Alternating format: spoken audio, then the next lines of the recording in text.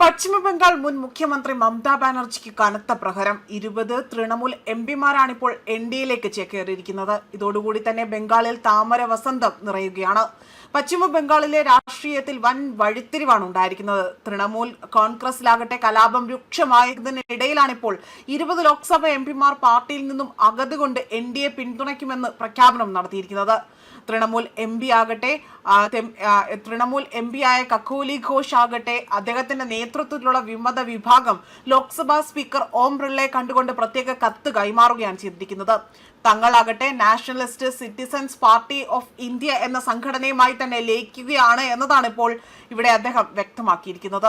BJP. നേതൃത്വം നൽകുന്ന NDA മുന്നണിയെ ഇവിടെ പിന്തുണയ്ക്കുമെന്നും അവർ അറിയിച്ചിരിക്കുകയാണ്. ലോക്സഭയിൽ തങ്ങൾക്ക് പ്രത്യേക സീറ്റിംഗ് ക്രമീകരണം അനുവദിക്കണമെന്നും വിമത എംപിമാർ ഇവിടെ ആവശ്യപ്പെടുന്നുണ്ട്.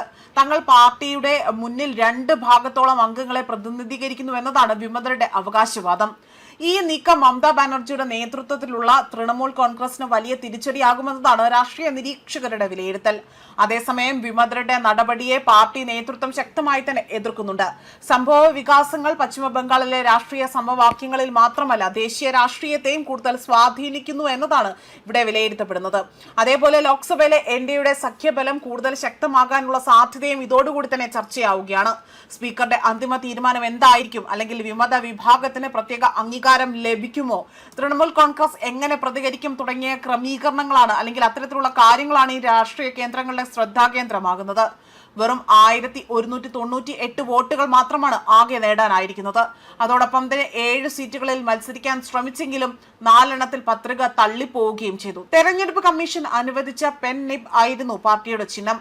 നിലവിൽ തിരഞ്ഞെടുപ്പ് കമ്മീഷണറെ അവരുടെ കീഴിൽ തന്നെ രജിസ്റ്റർ ചെയ്തിട്ടുണ്ടെങ്കിലും സംസ്ഥാന പാർട്ടിയോ ദേശീയ പാർട്ടിയോ അംഗീകാരം ലഭിച്ചിട്ടില്ലാത്ത ഒരു രജിസ്റ്റർ ചെയ്ത അംഗീകാരമില്ലാത്ത അല്ലെങ്കിൽ അത്തരത്തിൽ ഒരു അവിടെ രാഷ്ട്രീയ പാർട്ടിയായി തന്നെ ഇത് മാറുകയാണ് ചെയ്തിരിക്കുന്നത്.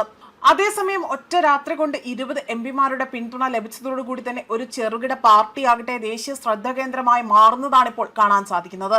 ഇതിലെ രാഷ്ട്രീയ വൈരുദ്ധ്യം ഇപ്പോൾ ചർച്ചയാവുകയാണ്.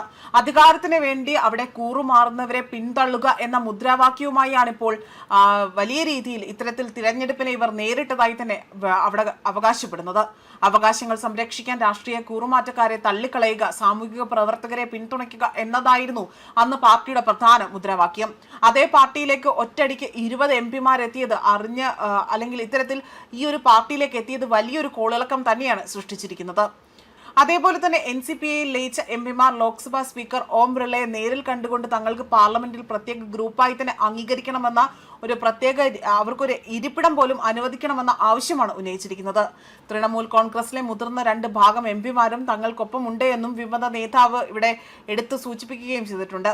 മാത്രമല്ല പുതുതായി രൂപീകരിച്ച ഈ ഒരു ഗ്രൂപ്പ് കേന്ദ്രത്തിലെ NDA സഖ്യത്തെ പിന്തുണയ്ക്കുമെന്നത് വിമത എംപിമാർ പോലും വ്യക്തമാക്കിയിട്ടുണ്ട്.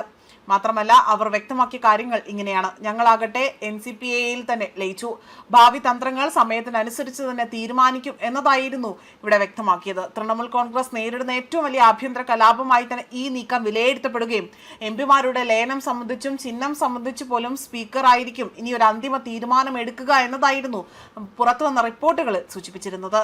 ന്യൂസ് ഡെസ്ക് കർമ്മ ന്യൂസ്.